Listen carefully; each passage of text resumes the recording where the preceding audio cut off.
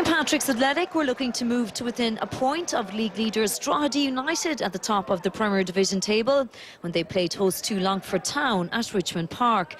And the visitors nearly took a dramatic lead after just 2 minutes, but Mark Rutherford sent his header wide. The home side got off to a bright start though, and they broke the deadlock after 12 minutes with the Longford defence brutally exposed. Dave Rogers sent in a dangerous low cross, which was bundled over the line by Michael Keane for his first goal for the club. A dominant St Pat's always looked likely to score again, and they did so 6 minutes into the second half. Keith Fahey swung in a corner and Anto Murphy popped up to head the ball home. 20 minutes later, Longford pulled a goal back. From a corner, Rutherford floated the ball in. Pat's goalkeeper Barry Ryan fumbled it, and David Mooney capitalised and poked it home. Ryan Guy restored a 2-goal cushion for Pats in the 75th minute.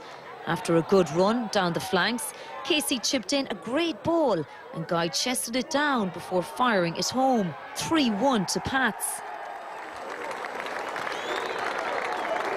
Longford cut the deficit back to 3-2 though in the 83rd minute. Defender Pat Sullivan beat keeper Barry Ryan with a curling free kick. Pats weren't happy with only a 1-goal cushion in the closing stages, and the pressure was rewarded with their 4th goal in injury time.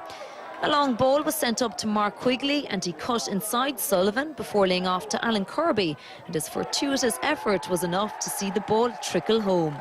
4-2 to Pats was how it finished. It was important that we got the 3 points, no matter what way it came, you know. We spoke about it before the game, that we just needed to get back on the road and get 3 points. Scored 4 goals and conceded 2, disappointed in conceding the goals. But we're sloppy at times, to be honest. There was room for improvement, and we got 3 points, which is the most important thing, but we could have played a lot better. But credit to Longford, they made it very hard for us and they probably deserved something out of the game. I don't think we performed as well as we could have. I felt we contributed to our own downfall. Pats played well and fully deserved to win. I thought we were very loose defensively for a couple of the goals, and overall our performance wasn't up to the standard that we'd certainly look to achieve on a weekly basis. Disappointing, but that's football. We could have cleared the ball, we could have cleared the danger earlier, and then we conceded a silly free kick. It was a decent goal in fairness, like, but you know, just put us under a little bit of pressure. I think we were always going to win the game, but it'd be nice to win it 3 or 4-0, you know. Disappointed with the goals. A noisy night at Tolka Park. Shamrock Rovers began like a runaway train. David Cassidy going close early on. The tackles were flying in. A warm welcome to the League of Ireland for St Pat's new signing Billy Gibson from Rovers' Derek Pender. The Hoops continue to make all the running. Cassidy again, the Pats tormentor. Joe Rowan marked. He could have done better, and he knew it. Difficult to get your foot around it. Much the same at the start of the second half. Tyke Purcell's header beat Barry Ryan, but not Stephen Brennan on the line. St Pat's improved midway through the second half. Ryan Guy's flick-on was almost bundled in by Darragh Maguire. This was Saints' best spell, and they carved out another chance as they hit Rovers on the break. Anto Murphy's dangerous cross seemed to hit Mark Quigley, but it was still a decent save from Barry Murphy. Whether Quigley knew much about his goal attempt is neither here nor there, really. With 2 minutes to go, Pats looked like they'd unlocked the Rovers' defence. Keane's back heel was classy, but there was no one there to meet Brennan's pullback. So goalless it finished, a result which probably both sides may have settled have before kick-off. An exit from Europe means Cork City can concentrate on the Aircom League from now on. For St Pat's, this was a good warm-up for Thursday's UEFA Cup tie against Odense. There was some neat football on display at Richmond Park, and Ryan Guy and Anto Murphy linked up well. The Americans' header straight at Michael Devine. The first half was end-to-end, and Cork threatened with a little over a quarter of an hour gone. Killian Lorden's poor clearance gave St Pat's a chance, but Billy Gibson's ball in was hacked over by Mark Quigley. A dangerous cross landed in Colin Healy's path, but he couldn't direct his volley. Cork continued to press for an early goal, and when St Pat's failed to clear properly, Gareth Farrelly tried to profit. It was Johnny McDonald's team who nudged themselves in front with 38 minutes on the clock. Ryan Guy in the right spot, and his finish was neat. A long-range free kick was the closest Cork came to getting level before the break. St Pat's, who are keen to keep a pace with Drogheda at the top, had a great opportunity to extend their lead. A perfect cross met by Billy Gibson, stopped by the post, and quickly couldn't take advantage of the rebound. On the hour, Neil Horgan was given some space to have a pop at goal. Barry Ryan was never troubled. Horgan was then lucky to stay on the pitch. A late challenge on Dave Rogers looked dangerous, and the Pats defender was clearly unhappy with it. Referee Damien Hancock chose to issue yellow on this occasion. The referee wasn't so generous with Sean Kelly, whose missed control gifted Mark Quigley possession, and Kelly's drastic action earning him a straight red card, and Cork were down to 10 men with 20 minutes left. St Pat's tried to use their numerical advantage, Keith Fahey's free kick almost catching out Devine. Cork were by no means out of this game, and some slack defending provided some hope for the Leesiders. The space was starting to appear for Pats to spread the ball, and when Killian Lorden homed in on goal, it was looking dangerous, but Devine got down well to block the shot. The game flared up when a wild challenge by Billy Gibson caught Darren Murphy. It earned Gibson a yellow, and Murphy was forced off injured. Damien Richardson had used all his subs, and Cork were down to 9 men. Clearly incensed, Richardson's confrontation with the referee, earning him a red and banishment to the stands. Despite having 9 men and a manager away from his dugout, Cork got an equaliser with only 3 minutes to go. Dennis Behan with the all-important goal. The drama wasn't over yet. Colin Healy managed to break free, but his eventual shot was straight at Ryan. Pats had one last go to grab a winner, but Dave Rogers fluffed his lines. I was annoyed with the tackle because it was pure cynical. It was pure cynicism. The referee's first priority is to protect players. That says in the record books. Referees will tell you to go to the meetings, we're there to protect the players. Didn't get protection. Dave Rogers was lucky in the first half. And when you have a situation where players don't know where they are, anything can happen in the game. And unfortunately, this game will be remembered for the wrong things. Well, if you don't defend from a set piece, you're in trouble. I mean, we did. Beam was free at the back post. People knew who they had to mark, and he didn't mark them. And there's not a lot we can do about it. If a fella doesn't mark him, he should have been marked. The game would have been over.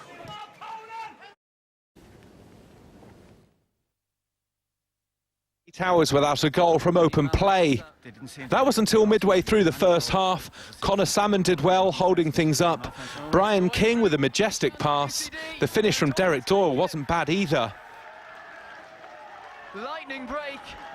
Great vision with the That's his 5th goal of the season. And a fantastic finish. Gave Barry Ryan out. Pats put the pressure on then. Keith Fahey unable to test Darren Quigley with this one. Fashioned it so well, St Pat's, and again that would really put it up to the second place. The second half was more open. UCD captain Tony McDonald came close to making it 2-0. Goes past the post. But another UCD corner, this time led to a St Pat's breakaway. Anto Murphy drove into UCD territory, but was caught in 2 minds and couldn't capitalise on his long run. However, his efforts enabled Alan Kirby to create an opening. New signing Glenn Fitzpatrick stalled. Eventually, Ryan Guy's effort was blocked. Trying to walk it in, and it cannons off Kenna. St Pat's. It was time for leading scorer Mark Quigley. But UCD were looking menacing. King slipped, but his shot was tricky enough for Barry Ryan. From the resulting corner, the students were queuing up. Doyle and McNally couldn't force the second goal they probably deserved at this stage. A real ruck of players. Options here. But that's when Pats hit back. Fahey and Brennan with the patient build-up. Quigley's dummy. Kirby made it 1 each. Flick one into Kirby, who's still there. And they finally found a way through. Good ball into... A second goal of the season for the midfielder, who arrived from Longford Town in the summer. Now O'Connor. The Saints are on a march now as they sniffed a second goal. Mark Quigley denied by Darren Quigley. Hines for Salmon. Pats, though, were almost made to pay for their flirtations forward, as Salmon looked to set up substitute Hines, but Ryan was alert to the danger. It was a Quigley show after that, as the students' keeper Darren saved well from Anto Murphy. Pat's coming, looking for all three. It's a miraculous save. Anto here. Then in stoppage time, Mark Quigley showed what was missing earlier on, as he went on a one-man mission. Despite 6 UCD players around him, he reached the penalty area, but his effort was saved by Quigley. Does he need some support? Goes it alone and almost found a way through. Winner. So it finished 1 each, a point apiece, not what Pats need right now. Were on the front foot from the off, but for Barry Ryan in the Pats goal, they could have been out of sight by half-time. He denied Bent in the early stages. And when the keeper was beaten, the Pats defence were on their toes. Bent again kept off the score sheet, this time thanks to Anto Murphy's late intervention. But the goal was coming, and when it did come, it was Republic of Ireland captain Keane who got it. Danny Murphy played him in behind a flat-footed Anto Murphy, and Keane did the needful to put his side in front. The second half was marred by an injury to Pats captain Colm Foley. He had to be stretchered off after a collision with one of his own players. Spurs could have added more goals before the end. Robbie Keane again coming close on this occasion, but sub-keeper Brendan Clark was up to the challenge, and Lee Barnard, he did even better to deny Lee Barnard as full-time approached. 1-0, the final score. Fantastic save. Point blank. Born in Tala, not too far down the road in Inchicore, and you get a goal. You must be happy. Yeah, it's nice. It's always nice to score, obviously. That's my job, but the most important thing is, getting the fitness. Now, this is only our second game, we've only been back about 10 days, so it's important, the fitness level, for the start of the season. It was an enjoyable game, and Pats gave us a decent game. So overall, I think we have to be pleased, and it's always nice to win. But the most important thing, as I said, is get our fitness up for the start of the season. And you must have enjoyed playing with Darren Bent. You seem to link up quite well during the match. Yeah. He's obviously he's a good player. I mean, his record proves that. At Ipswich and at Charlton, he's done well. So the 2 games we played together, we linked up well. So. Still have another fair bit off the phone meter, so there's still a lot of us, but at the moment we're linking up well, and it seems good. You must have been happy with the performance, only losing 1-0 to Spurs. I suppose it wasn't bad. We didn't lose any face, but it was a good preparation for us for next week for the European game, and it was a good game to get in after our defeat in Waterford last week as well. But generally the overall play was good. And I suppose with that European tie next week, playing top quality sides like this helps your preparations. Yeah, it brings up the speed. We're looking at the movement. It's a different game than playing in the Aircom League, so you're playing against different teams, different styles, different shapes, technically better players. So, as I said, it brought us up to speed on that type of stuff. With all these... And Dave Rogers checks back inside. That's come to the feet of Joseph Endo. A few options ahead, a probing ball towards Glenn Fitzpatrick, surely. Oh, Dan Connor has produced the save. Well, only 2 weeks ago he was wearing the claret of Drogheda, and he should have returned to haunt his old side there. A precision pass from Endo. Fitzpatrick's first touch was good, but Dan Connor spread himself brilliantly.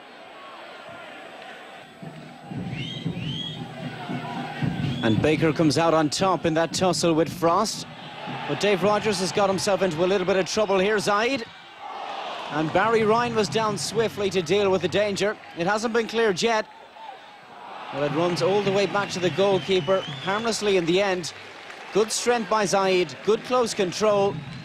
And the outstretched leg of Ryan keeps the sides level. Ristila in a bit of space. A diagonal cross-field ball towards Richie Baker. 1 or 2 options arriving. One of those is Robinson. And Shane Robinson sends the home support into raptures. An unfortunate deflection of Dave Rogers, but Drogheda won't complain. A nice pullback from Baker. The deflection just took it beyond Ryan in the goal. The greasy surface, I think, played its part, but a 7th league goal of the season for Shane Robinson. Sammy Ristler makes way to a standing ovation from the fans. He's worked his socks off this evening. And Tony Grant will have, well, just a little under 20 minutes to make an impact.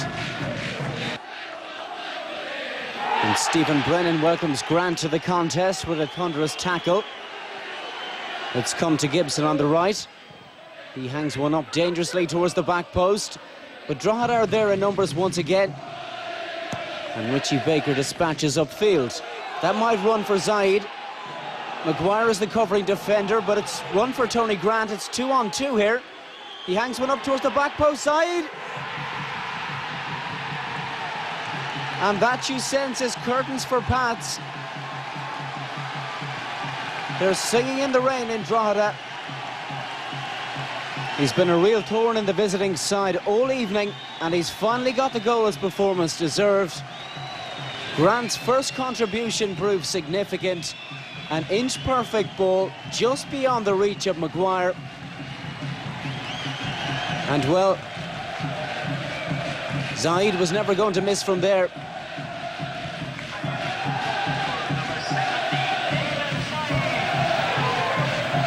It's keep ball now for Drogheda.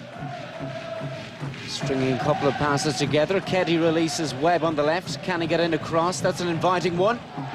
And Maguire was on the line to come to his side's rescue. The captain is incensed at the decision to give the corner. But we can see the chance again. Good ball in from Webb. It was Richie Baker that rose highest. And Maguire was well placed to deal with the danger.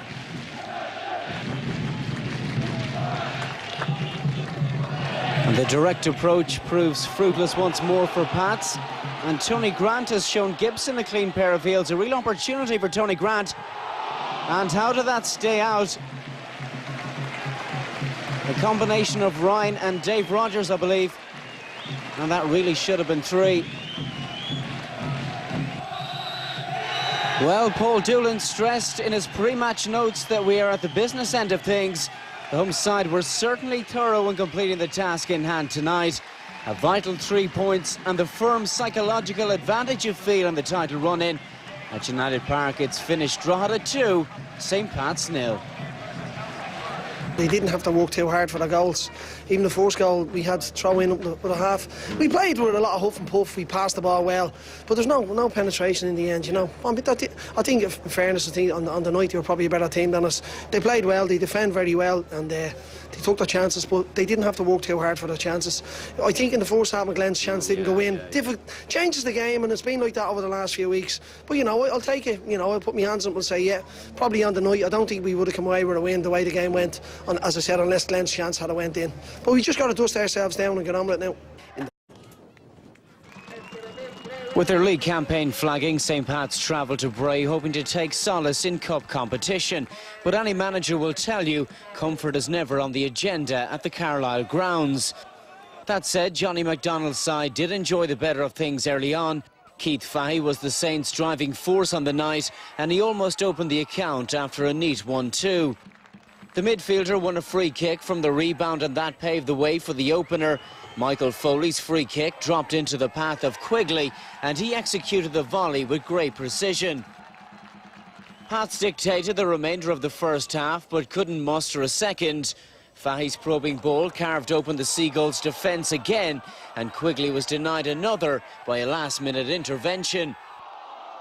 Emeka Onwabiko entered the fray in the 56th minute and instantly bolstered his side's cause. The Irish youth striker was involved in the build-up as Clive Delaney hit the target. With 9 minutes left, the big centre-half got Bray back on terms. Pats failed to deal adequately with Coley's corner, and Delaney knocked home the rebound. A dramatic 15 minutes ensued, so much so that referee Anthony Buttimer lost the run of himself. He failed to give Anto Murphy his marching orders after issuing him with a second yellow, but his blushes were belatedly saved by the intervention of fourth official Thomas Connolly. Murphy eventually left the fray, meaning Johnny McDonald's men had to finish the tie with 10 players. There was another major twist before the end. Despite the numerical disadvantage, Pats conjured up the winner 4 minutes into injury time. Fahey was picked out by Endo, the winner just reward for his night's endeavour. St Pat's were looking for their first win since July 15th, and they got off to the perfect start when Keith Fahey edged them in front with 9 minutes gone at Inchicore. They could have doubled their advantage when a free kick eventually fell into the path of Billy Gibson, but his shot was straight at Dean Delaney. Waterford were without their influential midfielder David Mulcahy. They were very unlucky not to get an equaliser when Vinnie Sullivan saw his header come off the post. Joseph Ndo had a fine game in the centre for Pats, and his mazy run midway through the first half almost yielded a goal after Delaney fumbled. Pats finally got a second when Ndo played Mark Quigley through, and the striker made no mistake. 5 minutes after the break, Waterford got themselves right back into the game when Robbie Hederman headed past Ryan. After that, it was pretty much all Pats, Michael Keane hitting the crossbar. A quick free kick and a slip from a Waterford defender allowed Glenn Fitzpatrick in, but his shot lacked accuracy.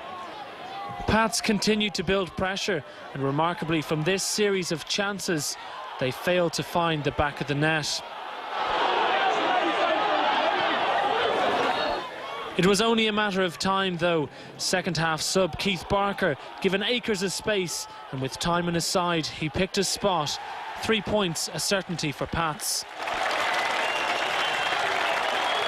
With 4 minutes remaining, Barker got his second, outpacing the covering defence.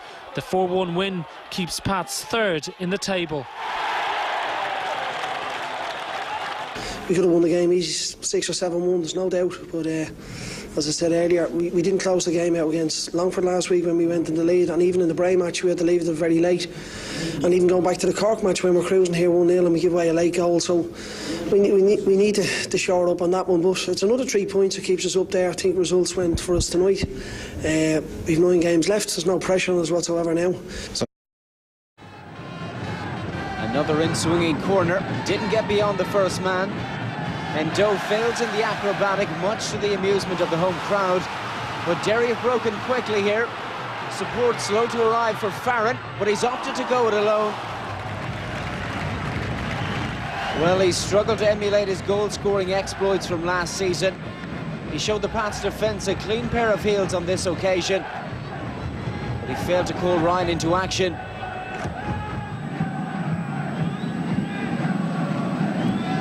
Clever turn by McHugh, and the shots come off Dave Rogers, might yet fall to Deary. He's scored some spectacular goals in his time, Kevin Deary. Just couldn't make the required contact on this occasion. Derry have had plenty of joy down this right-hand side in the opening exchanges. That's McHugh, jinks one way and then the other, and flashes a shot across goal. Dave Rogers, the defender, with him. And perhaps a little deflection, taking it to safety. Corner whipped in viciously by Ndo, and Jennings had to be alert to the danger. Hasn't been cleared yet, Quigley. And he's lifted that one over the crossbar. An enticing delivery from Ndo. Came off the head of Peter Hutton, I believe it was. But Jennings reacted swiftly. Gibson lofts it forward towards Quigley. And he's gone to ground holding his face under the challenge of the Derry captain.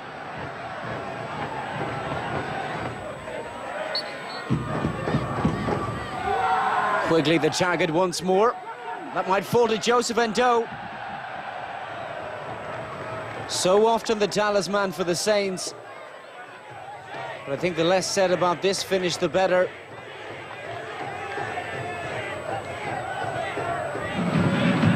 Pats tried to build once more.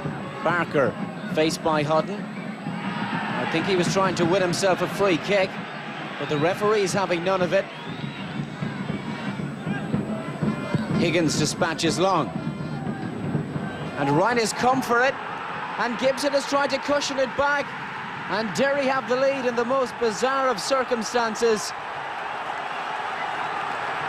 Billy Gibson holds his head in his hands as the home crowd rejoice. Route 1 stuff, but the communication was non-existent in the Pats' defence. Gibson tried to guide the ball back to his goalkeeper. Ryan had advanced off his line. And that's absolute agony for the Saints.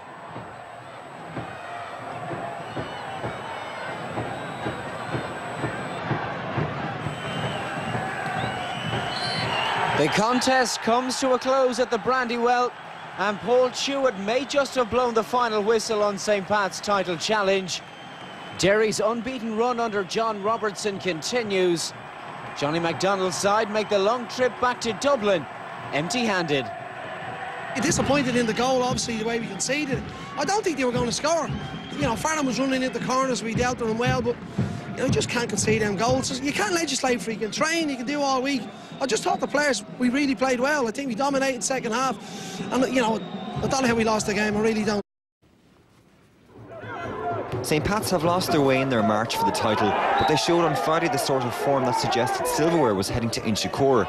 They dominated the first half. Keith Fahey's cross was flicked on by Keith Barker. Gary O'Neill was pushed by Stephen Hurley. Referee Pat Whelan pointed to the spot, and O'Neill made it 1-0. Pats had all the possession in the second half, but they had to wait until the hour to get their second. Billy Gibson's effort found Keith Barker. His twinkle toes helped him make it 2-0. Try as they might, Bray just couldn't get into their stride, and the Saints scored their third 8 minutes later. Eddie Gormley won't be happy with the defending as Frost's cross found Gibson. Bray threw numbers forward as Pats took the foot off the pedal, and Patrick Kavanagh scored a certain goal of the month contender. Not to be outdone, in injury time, Michael Keane curled one into the top corner to make it 4-1. There was time for one more, this time going Bray's way. James O'Shea's through ball wasn't properly cleared, and then a careless pass from Colin Foley handed Paul Dunphy an opportunity to get in on the scoring act. He duly obliged to leave the final score at 4-2. Pats keep the pressure on the top two and maintain third spot. Bray stay third from bottom. I think we deserved to win the match. Disappointed with the last 5 or 6 minutes where we conceded 2 sloppy goals. You know, obviously the game is over at that stage, but to concede the goals, you know, we weren't happy. Game should have been out of sight, but it's important. The most important thing is that we got the 3 points. Very